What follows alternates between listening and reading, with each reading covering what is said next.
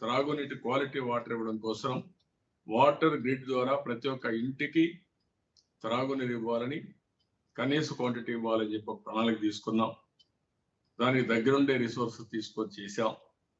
ఈ రోజు వీళ్ళు వచ్చిన తర్వాత దాన్ని 45,000 కోట్ల రూపాయలకు పెంచుకుని తద్వారా ప్రజాధనాన్ని లూటీ చేసే పరిస్థితికి వచ్చారు తప్ప ప్రజలకు మేలు చేసే ఆలోచన రావడం లేదు.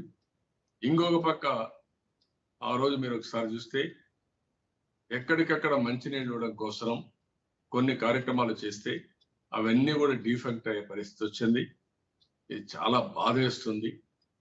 ఇది పద్ధతి కాదు. మినరల్ వాటర్ కోసం కొన్ని ప్లాంట్లు ప్రత్యేకంగా ఉద్యానంలో కానీ రాష్ట్రంలో ఇంకా కొన్ని ప్రాంతాల్లో పెట్టడం జరిగింది.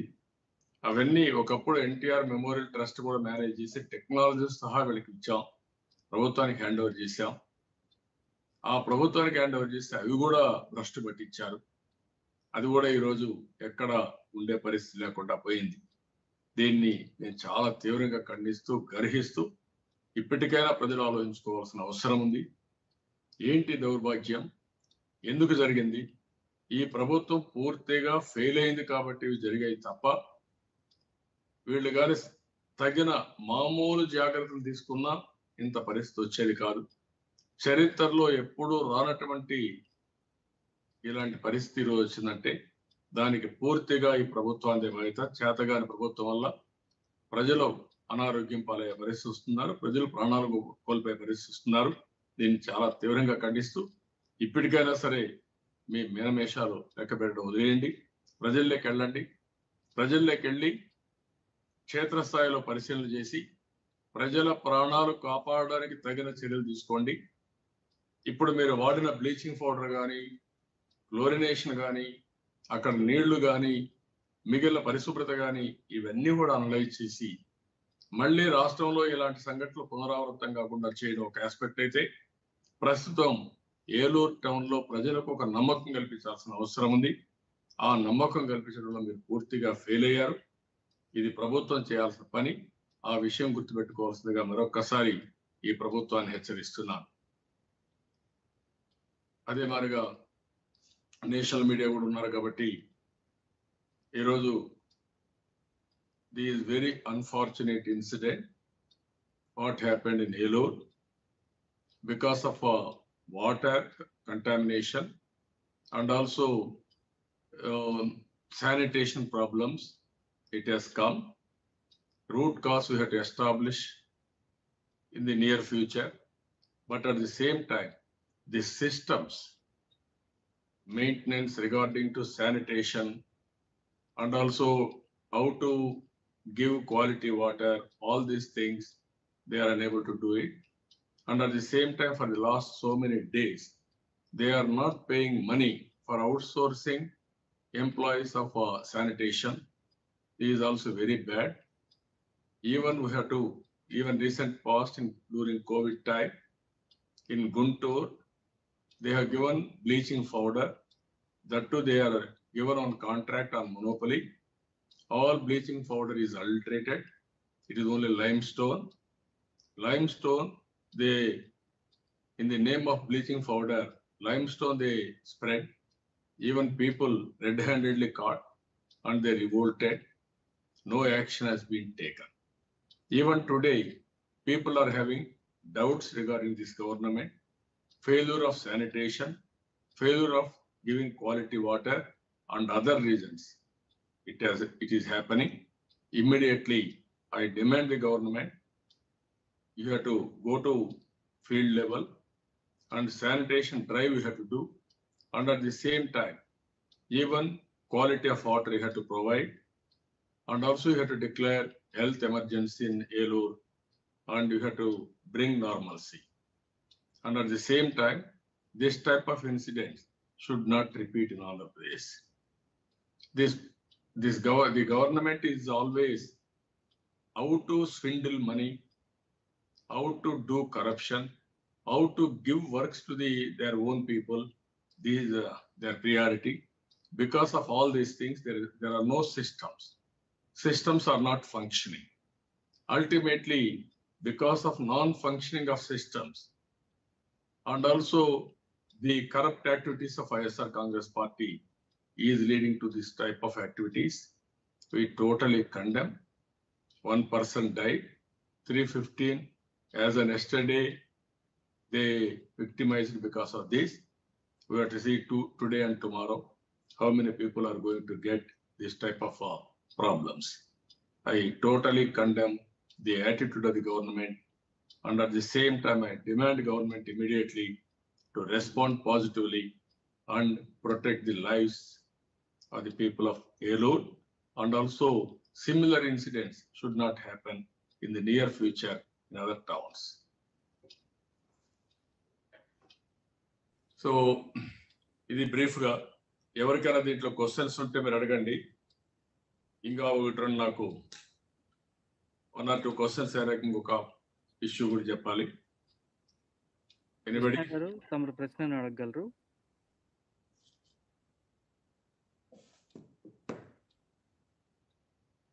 కృష్ణ గారు అన్మ్యూట్ చేసుకుని తమ ప్రశ్న అడగగలరు.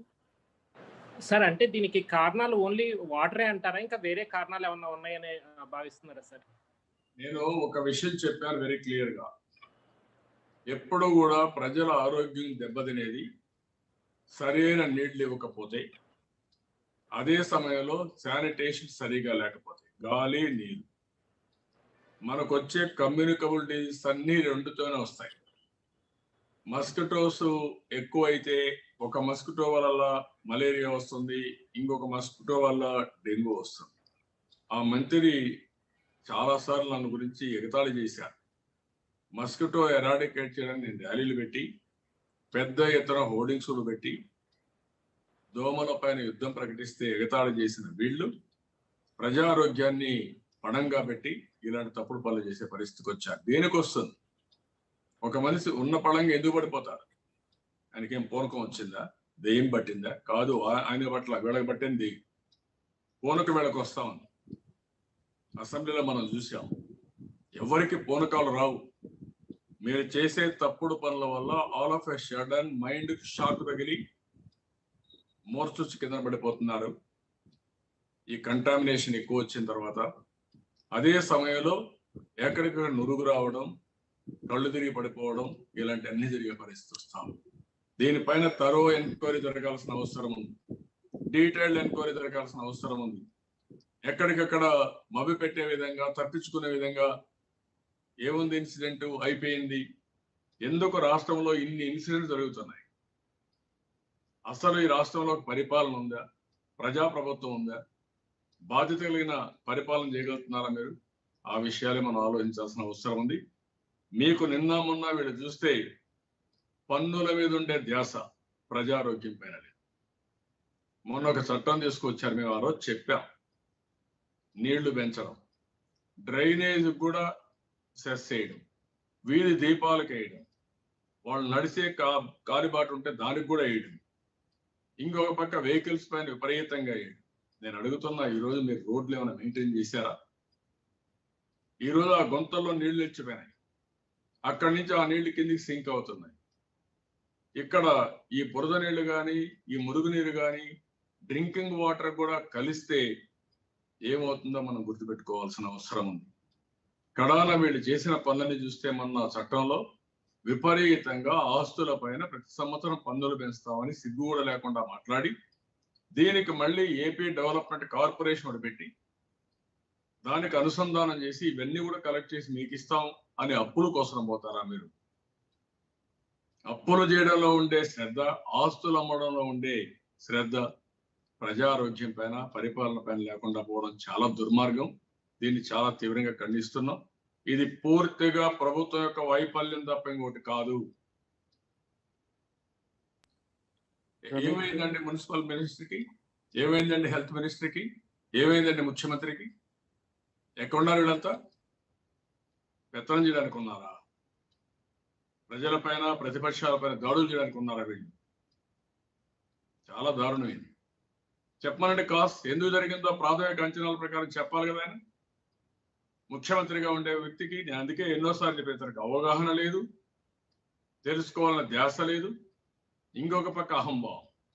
ఇవన్నీ కలిసి ప్రజలకు ఇబ్బందులు వస్తుంది. రమేష్ గారు తమరు ప్రశ్నను అడగగలరు. సార్ రమేష్ గారు సార్ ఈ చెప్పండి. శాలరీస్ ఇవ్వకపోవడం అనే అదే ఏమైనా వివాదం ఉందా సార్? శానిటైజేషన్ కి సంబంధించి కాంట్రాక్ట్ ఉద్యోగులకు ఇవ్వలేదు.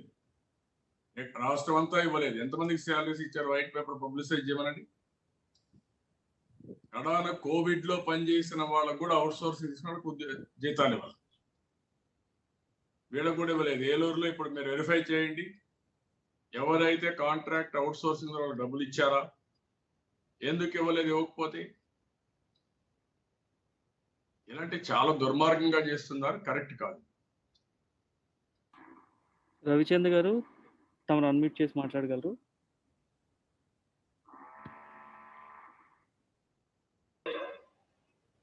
సార్ ఇప్పుడు ఎయిమ్స్ కు సంబంధించిన ఒక టీమ్ ని ఏర్పాటు చేశామని చెప్తుంది ప్రభుత్వం. దానికి సంబంధించిన ఎక్స్పర్ట్స్ అంతా కూడా అక్కడ మొత్తం ఎంక్వైరీ చేస్తూ ఉన్నారు. అదేవిధంగా దీనికి సంబంధించిన శాంపిల్స్ కూడా వైరాలజీ ల్యాబ్ లో టెస్ట్ చేస్తూ ఉన్నారు. మరి కాసేపట్లో దానికి సంబంధించిన వాస్తవాలు తెలిసే అవకాశం ఉందని కూడా ప్రభుత్వ వర్గాలు చెప్తూ ఉన్నాయండి. కేంద్ర ప్రభుత్వం కూడా ఎయిమ్స్ డాక్టర్లని రవిచంద్ర గారు, ప్రభుత్వాలు చెప్పడం కాదు, ముఖ్యమంత్రి ఏం చేస్తున్నారు? ఇది ముఖ్యమైన సమస్యగా ముఖ్యమంత్రికి కనపడలేదా?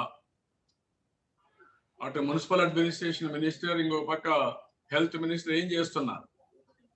ఎక్కడున్నారు? ఏం గాడిదలుగా వస్తున్నారా? ఎందుకు రాలేదు? ఎందుకు అక్కడ పర్యవేక్షించలేదు?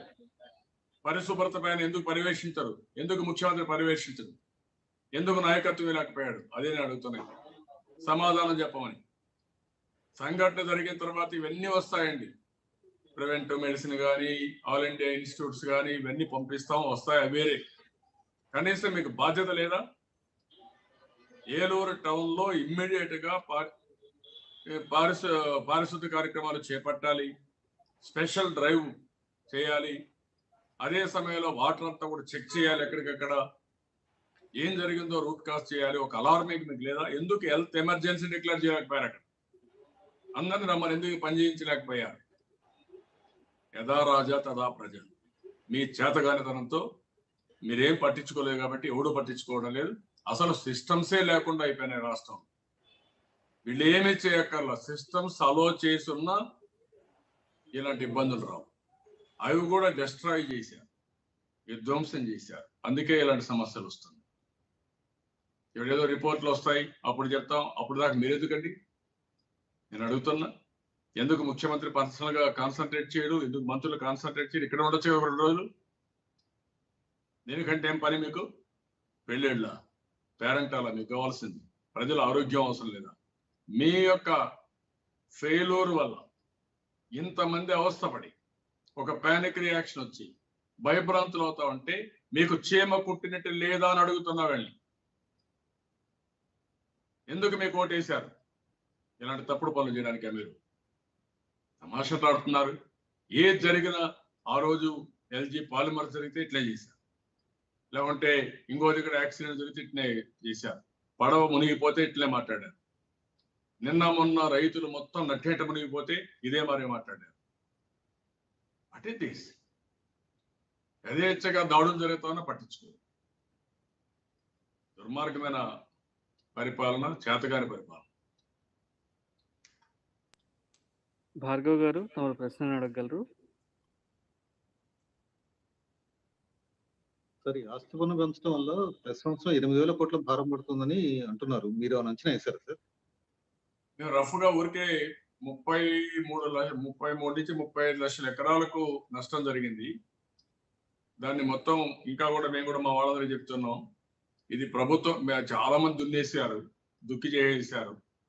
వాళ్ళు కూడా దే లాస్ట్ హోప్.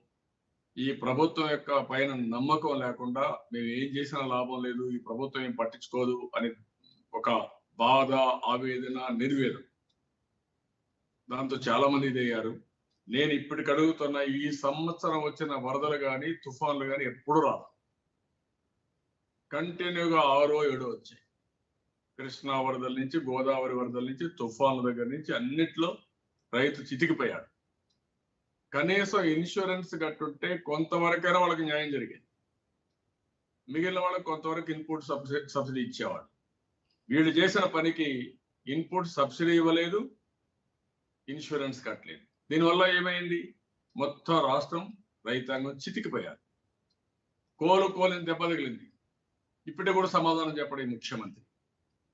ఏమనుకుంటున్నారు మీరు? అంటే మీకు బాధ్యత లేదా? ఎందుకు కట్టలేదనే సమాధానం లేదు. ఎప్పుడో ఈయన రెగ్యులేటరీ ఇన్సూరెన్స్ కోసం ఒక కంపెనీ పెడతాడు. ఎవరండి మీకు చెప్పేది? మీకేమైనా జ్ఞానం ఉందా? గవర్నమెంట్ ఆఫ్ ఇండియా ఇచ్చే డబ్బులు తీసుకొని మనం కట్టే డబ్బులు కడితే ఏది లాభంగా ఉంటుందో ఆలోచించకుండా ఎప్పుడూ రానంత నష్టం జరిగింది, ఎప్పుడూ చేయనంత తప్పు చేశారు. ఏ ప్రభుత్వం కూడా ఇన్సూరెన్స్ కట్టకుండా ఉన్న ప్రభుత్వమే లేదు. లోన్లో ఒక భాగం ఇన్సూరెన్స్. ఎంత లోన్ తీసుకుంటే అంత లోన్కి ఒకప్పుడు కట్టేవాళ్ళు. ఇప్పుడు ఆ లోన్కే కాకుండా గవర్నమెంట్ ఆఫ్ ఇండియా ఫసల్ బీమా తీసుకొచ్చిన తర్వాత అదనంగా కూడా కట్టే పరిస్థితికి వచ్చింది. అలాంటి దాంట్లో కూడా కొన్ని కండిషన్స్ కూడా పెట్టారు. అవన్నీ చేయకుండా ఇంత దుర్మార్గం చేసి, నేరం చేసి, ఘోరం చేసి మళ్ళా మాట్లాడతారు, ఎదురుదాడి చేస్తారు. నేను అడుగుతున్న, ఎవడు ఈ పాపం చేశారు?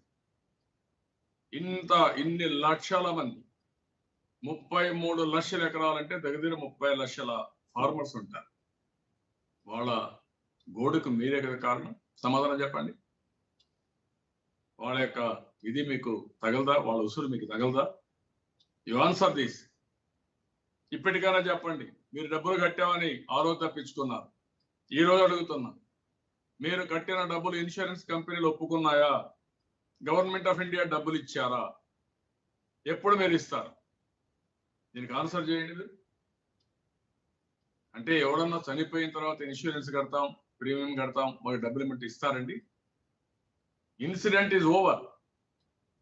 జరిగిపోయిన ఇన్సిడెంట్కి మీరు ఇన్సూరెన్స్ చేస్తామని మాయ మాటలు మాట్లాడతారా? మభ్య పెడతారా? మీరు మోసం చేస్తారా? మీరు నేను అందుకే అన్నాను, అప్పటి నుంచి చెప్తాను, ఈ ముఖ్యమంత్రికి ఒక చేతగాని దద్దమ్మ ముఖ్యమంత్రి, అహంభావి, ఎదురుదాడులు చేయడం తప్ప ప్రజలను ఆదుకోవడం చేతగాని పరిస్థితి. దానికే చాలా తీవ్రంగా ఖండిస్తున్న. 10 లక్షల ఎకరాల్లో వేరుశనగ పోయింది, 13 లక్షల ఎకరాల్లో వరి పోయింది, ఇంకా మిగిలిన అన్ని పట్ల పోయినాయి. మన శనగలు కానీ, అదే మరి మిరప కానీ, అదే మరి టొబాకో కానీ, అదే హార్టికల్చర్ క్రాప్లు కానీ, అరటి కానీ అన్నీ పోయినాయి. దీనికి సమాధానం చెప్పమంటే చెప్పకుండా ఎదురుదాడి చేస్తూ బతికిపోవాలంటే ప్రజలు కూడా ఒకసారి నిస్సహాయతగా ఉంటారు, ఒకసారి తిరుగుబాటు చేస్తే పారిపోతారు. చాలా మందికి ఉపాధి లేకుండా రోడ్డు మీద పడి అవస్థపడే పరిస్థితి వచ్చారు. దీన్ని చాలా తీవ్రంగా ఖండిస్తున్నా. ఈ సందర్భంగా ఇంకొక విషయం కూడా చెప్పాలి. గవర్నమెంట్ ఆఫ్ ఇండియా ఏవైతే 3 బిల్లులు తీసుకొచ్చారో ఆ 3 బిల్లుల విషయంలో కూడా మేము స్పష్టత అప్పుడు కూడా ఇచ్చాం. కంపల్సరీగా ఎంఎస్పి ఉండాలి. అదే సమయంలో ఎంఎస్పి చట్టపరంగా ఉండాలి. ఈరోజు మీరు చెప్పి రేపు అది అమలు కాకపోతే అది కరెక్ట్ కాదు. ఎప్పుడైనా సరే చట్టంలో ఉండి ఏ ప్రభుత్వం వచ్చినా దాన్ని అమలు చేసే మెకానిజం కూడా ఉండాలి. మార్కెట్ కమిటీలు యాజ్ ఇట్ ఈజ్ ఉండి ఈ యొక్క ఎంఎస్పి ఆపరేషన్స్ అన్ని మార్కెట్ కమిటీల కేంద్రంగా కూడా అవసరం డైరెక్ట్ గా ప్రొక్యూర్ చేసినా బాగా వస్తే, ఎక్కడ కూడా వస్తే దానికి రెమిడియల్ మెజర్స్ చేసే విధంగా ఉండాలి. ఈ 2 విషయాల్లో మేము ఎప్పుడూ రాజీ పడలేదు. ఇంకా అవసరమైతే తెలుగుదేశం పార్టీ టైంలో మార్కెట్ ఇంటర్వెన్షన్ చేశాం. పామ్ ఆయిల్ మార్కెట్ ఇంటర్వెన్షన్ చేశాం. ఇంకొక పక్క ఉల్లిపాయలు, టమోటో, లేకుంటే టొబాకో బోర్డు ఉన్నా వాడు చేయకపోతే దానికి కూడా మార్కెట్ ఇంటర్వెన్షన్ చేశాం. కాటన్ వాళ్ళు కొనకపోతే మళ్ళీ దానికి కూడా మార్కెట్ ఇంటర్వెన్షన్ చేశాం. ఇట్లా అనేక పంటల కోసం మార్కెట్ ఇంటర్వెన్షన్ చేశాం. ప్రభుత్వాలు రెస్పాన్సిబిలిటీ నుంచి తప్పించుకోలేరు, అది కరెక్ట్ కాదు. ప్రభుత్వాలు రెస్పాన్సిబిలిటీ ఉండాలా, బాధ్యత ఉండాలా. కంపల్సరీగా రైతుకు గిట్టుబాటు ధర రావాలి. స్వామినాథన్ కమిటీ రిపోర్ట్ కోసం కూడా మేము పోరాడాం. ఇప్పుడు కూడా చాలా స్పష్టంగా ఉన్నాం. ఇటు కేంద్రం, రాష్ట్ర ప్రభుత్వాలు అన్ని కూడా అన్ని విధాల రైతులను ఆదుకోవాల్సిన బాధ్యత మన పైన ఉంది. ఆ విషయం ప్రభుత్వాలు గుర్తుపెట్టుకోవాల్సిందిగా ప్రభుత్వాలు కోరుతున్నాం. అందుకనే ఈరోజు ఈ సమావేశం ద్వారా చెప్పిన తర్వాత రేపు మా జిల్లాల్లో ఉండే నాయకులందరూ కలెక్టర్లకు మెమరాండం ఇస్తారు. కేంద్రం పైన ఒత్తిడి తీసుకొస్తాం. రైతులకు న్యాయం జరిగే వరకు రైతుల తరఫున పోరాడతాం. రమేష్ గారు తమ ప్రశ్నని అడగగలరు. అంటే ఈ వ్యవసాయ బిల్లులపై పోరాటం మనం చూస్తున్నాం సార్. ఈ సందర్భంగా భారత్ బంద్ అంటున్నారు.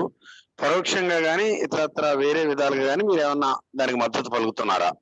మేము రైతులకు అండగా ఉంటాం. అందుకే నేను ఎంఎస్పి చట్టంలో పెట్టాలి. ఆ రోజు కూడా పార్లమెంట్ లో చెప్పాం.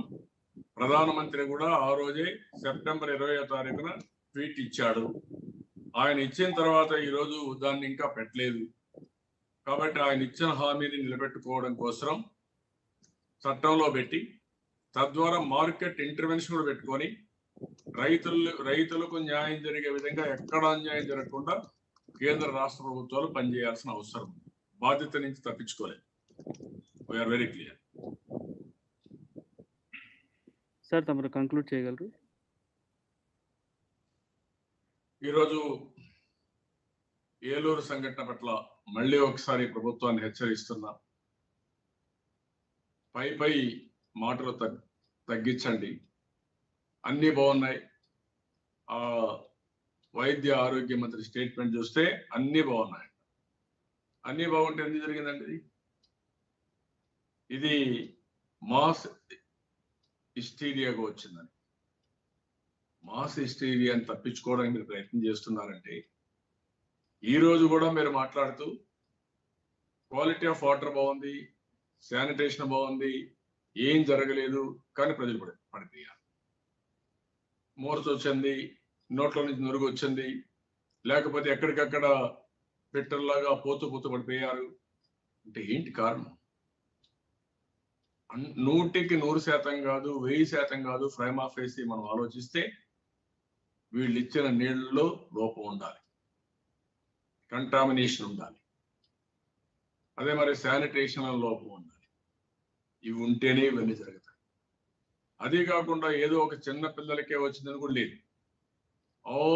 అందరికీ, అన్ని వయస్సులు ఉండే వాళ్ళకు వచ్చింది. 70 సంవత్సరాల ఒక ముసలావిడ ఇంట్లో ఉంటే వంట చేస్తా ఉంటే ఆవిడ కూడా కళ్ళు తిరిగి ఆటోమేటిక్ పడిపోయే పరిస్థితికి వచ్చింది. 12 సంవత్సరాల కంటే లోపల ఒక పాపను తీసుకొని స్కూటర్లో టెంపుల్కి పోతే ఆ పాప కూడా అక్కడ టెంపుల్ పోకుండా పడిపోయే పరిస్థితి వచ్చింది. ఇలాంటి సంఘటనలు చాలా జరిగినాయి. దీనిపైన లోతైన స్టడీ జరగాలి. ఇప్పుడు చాలా అనుమానాలు వస్తున్నాయి. మిమ్మల్ని చూస్తే ఏదైనా అనుమానం. బ్లీచింగ్ పౌడర్ ఆ రోజు మీరు కావాలని చెప్పి సున్నాన్ని వేసేసి చల్లేసినప్పుడు ఊరంతా కూడా రచరచ చేస్తే 70 కోట్ల అవినీతి జరిగిందని ఎస్టాబ్లిష్ అయ్యి రాష్ట్రం అంతా కూడా ఎక్కడికక్కడ మీరు హంగామా చేశారు. ఆ రోజు విజిలెన్స్ వేసామన్నారు. ఏమైంది ఆ రిపోర్ట్? ఎందుకు యాక్షన్ తీసుకోవాలి? అంటే ఎక్కడికక్కడ మబ్బి పెట్టడానికి ప్రయత్నం చేయడం, యాక్టింగ్ చేయడం తప్ప ఇంకోటి కనపడడం లేదు. ఇంకొక పక్క ఇక్కడ కూడా క్లోరిన్ సరిగా వేసారా, క్లోరిన్లో నాణ్యత ఉందా, లేకుంటే అక్కడ జీతాలు ఇచ్చారా, లేకుంటే పరిశుభ్రత ఉందా? అసలు మీరు హాస్పిటల్ నుంచి వెళ్ళిపోతే క్షేత్రస్థాయిలో ఏం జరిగింది మీకు తెలుస్తుందండి. మీరు క్షేత్రస్థాయికి పోయి ఉంటే మీకు ఒక అవగాహన వచ్చేది కదా. మంత్రులు 2 ఉన్నారు, కన్సర్న్ మినిస్టర్స్. ఎక్కడికి పోయారు? ఎందుకు రాలేకపోయారు? ఇవన్నీ కూడా ల్యాప్సెస్. ఈ విషయం గుర్తుపెట్టుకోవాల్సిన అవసరం ఉంది. ఈ ప్రభుత్వం యొక్క ప్రవర్తనని తీవ్రంగా ఖండిస్తున్నా, గర్హిస్తున్నా. ప్రజా ఆరోగ్యానికి, ప్రజల సంక్షేమానికి, అభివృద్ధికి ట్రస్టీస్ గా ఉండవలసిన మీరు ప్రజల ప్రాణాలు పోగొట్టడానికి, ఆరోగ్యంతో ఆడుకోవడానికి మీ ఇష్ట ప్రకారం చేస్తున్నారు. ఇది గుర్తుపెట్టుకోవాల్సిందిగా ప్రజలందరినీ కోరుతున్నా. ఏదో ఒక అమరావతి రైతులకు అన్యాయం జరిగితే అమరావతి జరిగింది అనుకుంటున్నారు. నాడు అమరావతి, ఈ రోజు మీకు. నిన్న కూడా మీరు చూశారు, అమరావతి రైతులు అక్కడ ఆందోళన చేస్తా ఉంటే ఆ రైతుల పైన రాళ్లతో దాడి చేసే పరిస్థితి, రాళ్ల దాడి ఆడబిడ్డల పైన. దీన్ని చాలా తీవ్రంగా ఖండిస్తున్నా, గర్హిస్తున్నా. ఇలాంటివి మనం చూసినప్పుడు నిన్న ఎంత ధైర్యం అంటే వీళ్ళకు ఇన్సూరెన్స్ కూడా కట్టకుండా 7,500 కోట్ల రూపాయలు రైతులు పెట్టిన పెట్టుబడులు పోతే వాళ్ళకు దిక్కు లేని పరిస్థితి, దిక్కుదోచిన పరిస్థితి, దాన్ని ఆదుకునే పరిస్థితి లేకుండా పోవడం చాలా దుర్మార్గం. ఇలాంటి సందర్భంలో కేంద్రం పైన ఒత్తిడి తీసుకొచ్చి వాస్తవ రిపోర్టు తయారు చేసి ఎప్పటికప్పుడు కేంద్రానికి పంపించి కేంద్రం రాష్ట్రం ఇద్దరూ కలిసి వాళ్ళు ఆదుకోవాల్సిన అవసరం ఉంది. తెలుగుదేశం పార్టీ హయాంలో కేంద్రం కంటే కూడా ఆ నామ్స్ కంటే కూడా ఎక్కువ డబ్బులు కూడా ఇచ్చారు ఇన్పుట్ సబ్సిడీ. ఒక పక్క ఇన్సూరెన్స్ వస్తే ఇన్సూరెన్స్ ఇప్పించాం, 1-2 సార్లు అయితే 2 కూడా ఇప్పించాం. అనంతపూర్లో తక్కువ ఇన్సూరెన్స్ వచ్చిందంటే అది కూడా లెక్క పెట్టుకోకుండా 2 ఇప్పించాం. రైతుకి ఎంత చేసినా తక్కువే. ఆ విషయం ఇటు గుర్తుపెట్టుకోవాల్సిన అవసరం ఉంది. కాబట్టి ఈరోజు ఏలూరు సంఘటన మళ్ళీ పునరావృతం కాకుండా ముందు ఏలూరులో నార్మల్సీ రావాలి. మీరు అన్ని చర్యలు చేపట్టాలి, మీనమేషాలు కాదు. అదే సమయంలో మళ్ళా ఇలాంటి సంఘటనలు పునరావృతం కాకుండా రాష్ట్రం అంతా కూడా తగిన జాగ్రత్తలు తీసుకోవాల్సిన అవసరం ఉంది. తీసుకోవాలని చెప్పి ప్రభుత్వానికి గట్టిగా డిమాండ్ చేస్తున్నా. చేయకపోతే చరిత్రహీనులుగా మిగిలిపోతారు, గుర్తుపెట్టుకోండి మీరు. అన్ని ఇష్యూస్ లో కూడా వింత వింత ధోరణులు వచ్చాయి, అనేక సమస్యలు. ప్రజలు గుండెలు చేతుల్లో పెట్టుకొని బతికే పరిస్థితికి వచ్చారు. ఎప్పుడు ఏం జరుగుతుందో తెలియదు, ఏ కోణంలో వస్తుందో తెలియదు. చాలా బాధాకరం. ఇవన్నీ కూడా చాలా తీవ్రంగా ఖండిస్తూ, గర్హిస్తూ ఇప్పటికైనా జాగ్రత్తగా ఉండమని ఈ ప్రభుత్వాన్ని హెచ్చరిస్తుంది.